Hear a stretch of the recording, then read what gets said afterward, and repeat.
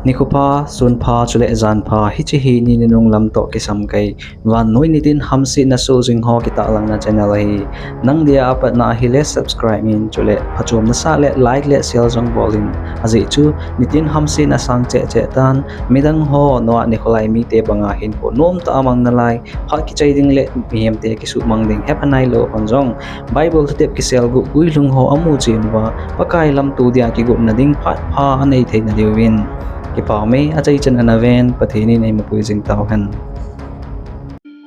Hichihi November 30 let December 1005 Sunga, Chalasito La Rayaza Argelina Gam Sunga Tilsohi. Chalasito Kupi Sungjo, Wipi Wupi Hata Lagil Nasata Anahi Nahi, Put low hello twisoh in, Lampi Ludung a sodo, Gal Hola Gal near Huafain, Garicon had a lot among Zing, Drival Nizong, Gal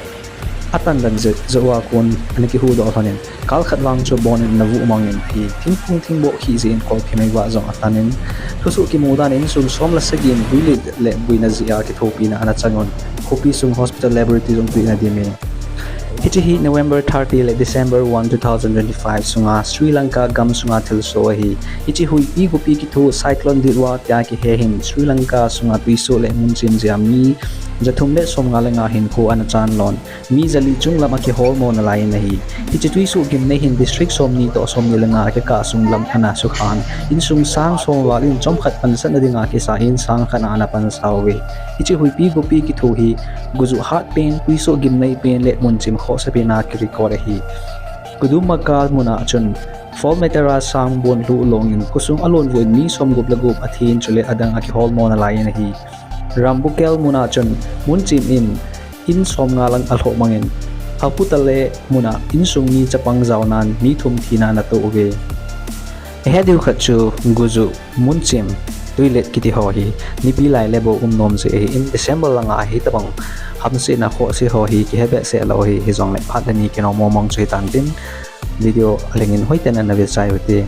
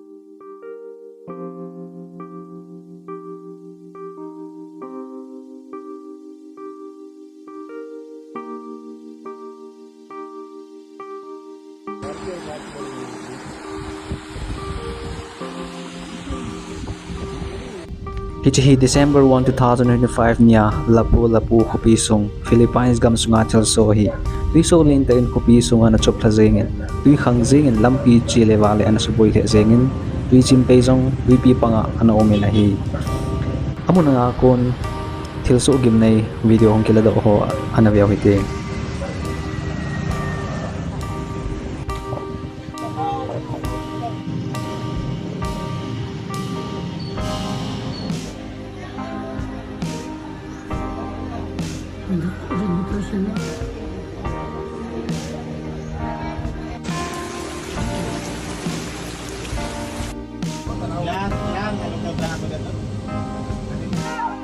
Hichihi December 1 2025 niya Colonel Portillo mun Peru gam sunga thilse hi iporia nga mun Colonel Portillo lhunga mun chimjin wadung jahas ni ta ana hilonin ni somlani in thina aton chule ni som to kiholmo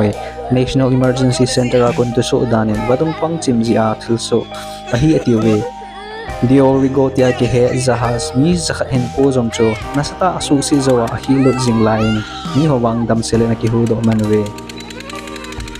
amuna kon video kung kilado chomchan ana ves so hiti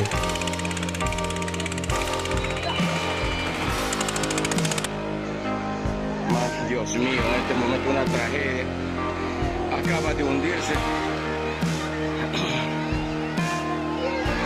Acaba de hundirse de barriga.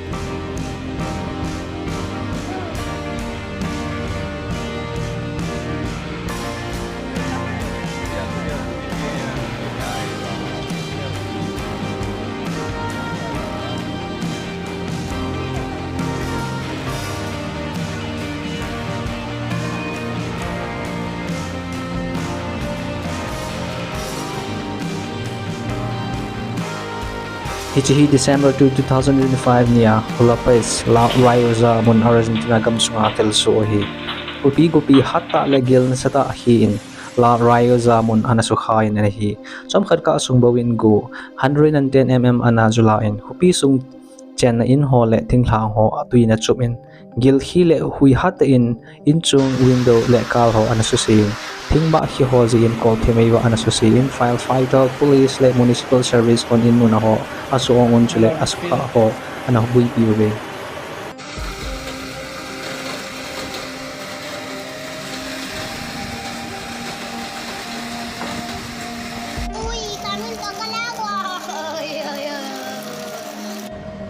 Hitih December 2, 2025 niya Manduria mon Italy gamsunga thilse hi tornado hatta tromba daria tia kimin wajun Mandaraya pat San Pantroge ahopan thilelo tampi asusin amuna ho video la do wa kon thil abang abai leng thang ho mu the no me Hitih tornado hin mun gamla akunin jong mu the in homin in mun lo mun farm building greenhouse ho asusin mihim akisukhawang anom sampoi video kela do ho alingin hoi tena na veo din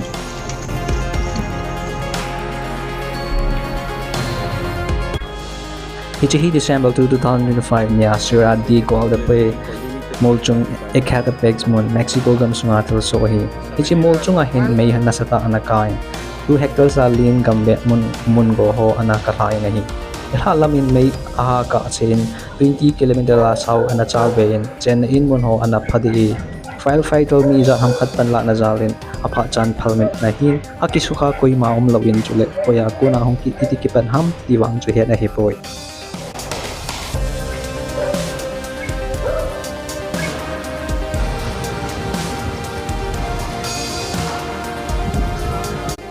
Acay na tingin Hitih December 23, 2025 niya Java Island mon Indonesia gamsunga thilse hi